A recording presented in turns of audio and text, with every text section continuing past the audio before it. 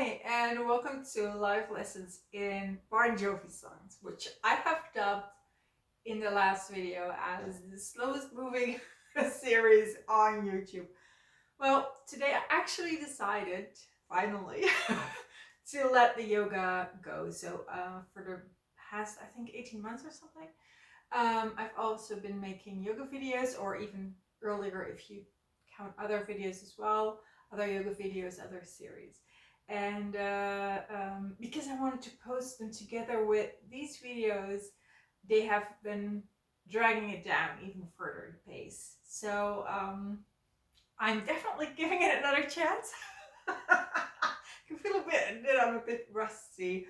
This is the third time that I'm, recording this video, and yeah, maybe it's shame, or like crippling shame that it's been so long. That you start something and you're enthusiastic about it, and yeah, you just can't find your mojo. You just let it drop by the wayside every time. So yeah, I'm really happy about being back, obviously, but also about canceling the yoga videos, and it's actually part of a bigger, a bigger cleanup of clearing out everything that is not, really the type of stuff that you will regret on your deathbed. Like, that's the kind of like angle I'm working with here. Like, okay, if I have not made Bon Jovi videos about life lessons in Bon Jovi songs, will I regret it? Yes, I will regret it. I stopped making yoga videos. Will I regret that? No. So I will be I do have a Dutch yoga channel where I have a series that I really love, and I will be doing that one, but not here. Here we have better things to do. Here we have life lessons in Bon Jovi songs. So, yeah, let's get going. The album Slippery When Wet, famous album cover. I think I talked about the album cover in the previous video, Let It Rock. If I didn't,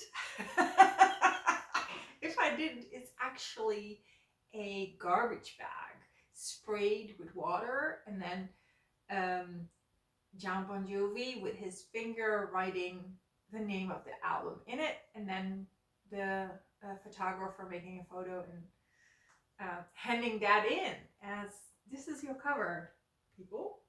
And the reason was that the original artwork had pink in it, and John Bon Jovi was like, I'm not gonna have a pink album cover, like not in my lifetime.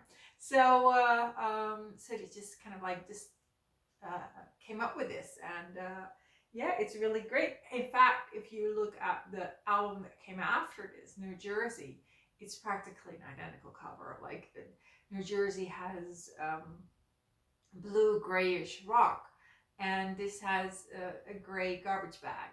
It's obviously, I think, related or inspired. Yeah, so that's the album. We're doing the second song, You Give Love a Bad Name. I will give you a post which I wrote about the song that was actually on the previous album, because that is that blog post really covers what I think this song is about, and I'm not going to redo that story, and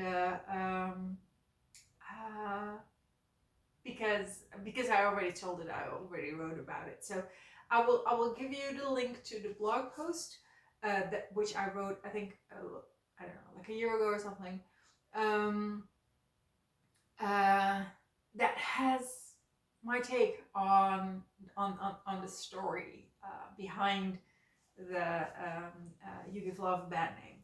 So we've already covered that, and I wanted to just really focus here on the importance of the album. So, and You Give Love a Bad Name was kind of like its spokesperson, it was its messenger. You Give Love a Bad Name was the first single that came out before the rest of the album. So it was what we all heard, and we all knew like, oh, this one's going to be very special. And it was actually, it was first they started touring, then You Give Love a Bad Name was released, and then the rest of the album was released, or the rest of the album was released, and so it was kind of like an interesting sequence that you first start touring, then you have your first single, and then you have the album. But that has happened more often in Bon Jovi's history. So I have the book here, Let It Rock, about the making of the album. Or it's more like, it's like a really big review about the album, but in book form. So it's not really behind the scenes as much, which I had expected, but it's more like, stories that have something to do with the album. And it has some great lines about the importance of this album in the context of the 80s, and I really want to share those with you, like what made this album so special and why is it was it so important at the time. So the first quote I will be reading to you is about how this album really brought hair metal, so hair, as in what you have on your head, hair metal to mainstream. So it was kind of like, you had these shows on MTV where they had covered metal music, but it wasn't mainstream. And this album really brought metal, hard rock, even mainstream, in particular in Europe, because in America it was already a little bit more integrated, but in Europe it really wasn't. For us, Bon Jovi was absolutely the very first rock band to enter mainstream shows and lists. So the first quote is from Andrew Leahy. It says in his review of the special edition album for All Music. So All Music is the blog or magazine. Slippery When Wet wasn't just a breakthrough album for Bon Jovi, it was a breakthrough for hair metal in general, marking the point where the genre officially entered the mainstream. Released in 1986, it presented a streamlined combination of pop, hard rock, and metal that appealed to everyone, especially girls whom traditional heavy metal often ignored. So that was kind of like his take on the importance of the album. Then I have another one here, another phrase, which I really like because it was about a topic that you don't often hear about, which is the Tico Torres, the drummer, and Alec John Such, the bassist. I really wanted to highlight this quote here because it kind of like, it's also an explanation of why this album did so well. What was so special? What was its magic ingredient that all those other rock bands didn't have? What should not be underestimated is the partnership between drummer Tico Torres and bassist Alec John Such, writes one unknown person on Geeks of Doom. That's pretty great, isn't it? if you're an unknown person on Geeks of Doom and you end up being quoted in a biography about a Bon Jovi album, and now you're being quoted by me. So writes one unknown person on Geeks of Doom.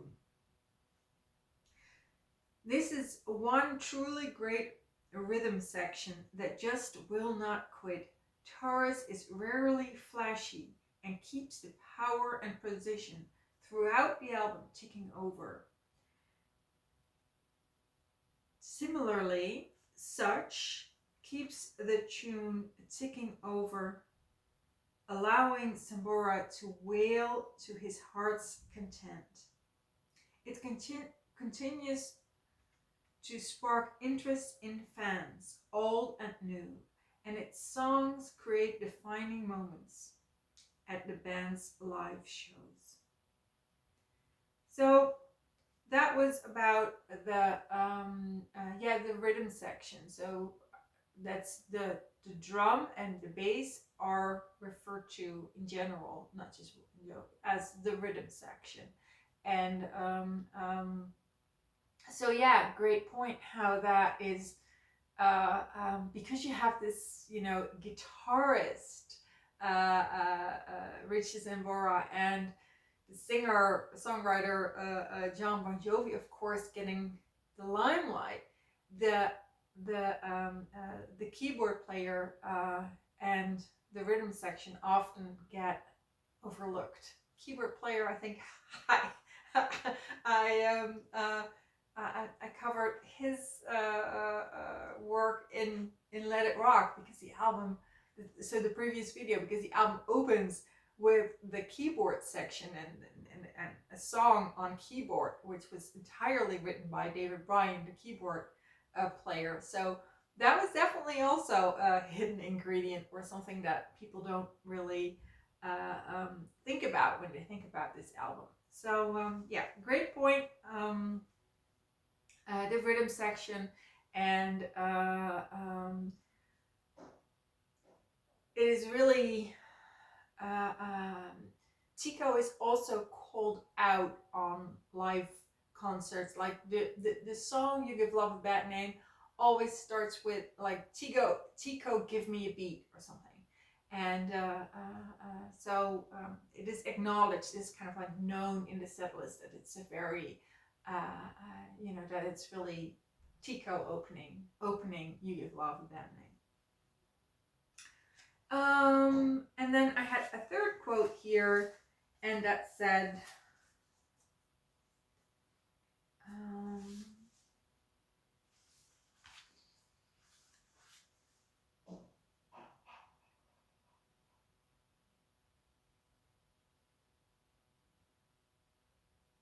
I had a paper here, but I can't find it where it was.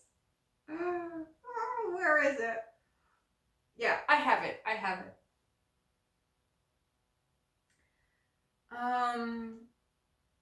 So this is about the album defining 1986, defining the era. And it says, it is a big album produced by men with big hair who produced big sounds for big venues. And I really love that. It really kind of yeah, for me it is definitely a good description about what this album was. It may sound too simplistic, but I'm like, no, that's actually what it was. It was really, really, really big, and "You Give Love a Bad Name" was absolutely the best choice for being the first time that people would hear this album. So I'm gonna go with it. I'm kind of like thinking like, oh, was there something else in this paragraph that I was going to read? But I'm like, no, this is the good phrase to hear. It's a big album. It's a big album, and "You Give Love a Bad Name." It's a big song. I don't know if you've heard this year. I will put that link in below too. this year there was a movie released called The Fall Guy, and one of the trailers had a reworked version of You Give Love a Bad Name. So just, can you imagine, like almost 40 years after its release, you have a movie that uses this song to kind of like, you know, pitch it to the audience. So I'll give you that trailer below. It was not the song was not in the movie itself. It was only in the trailer where I heard it. So the trailer from The Fall Guy. So I think that, and if that is even possible, I would say that the reworked version of 2024 of You Give Love a Bad Name is even bigger than the original was. So that's quite an accomplishment. Yeah, so that was life lessons in Bon Jovi songs. I just realized I don't have a life lesson. Do I ever do? I don't know. I think it's more for when I write, when I really have this kind of like a punchline ending. But yet, when I'm on YouTube, I rarely ever do. But it's a big song. Be big, be bold, be courageous. That's the life lesson that is in You Give Love a Bad Name. And I will give you the story, the back story of what I think the song is about and when it was conceived in the description box below. So I will give you that old story that I came up with like a year or 2 years, something ago. Yeah, be big, be bold, and I'll see you next time. Bye.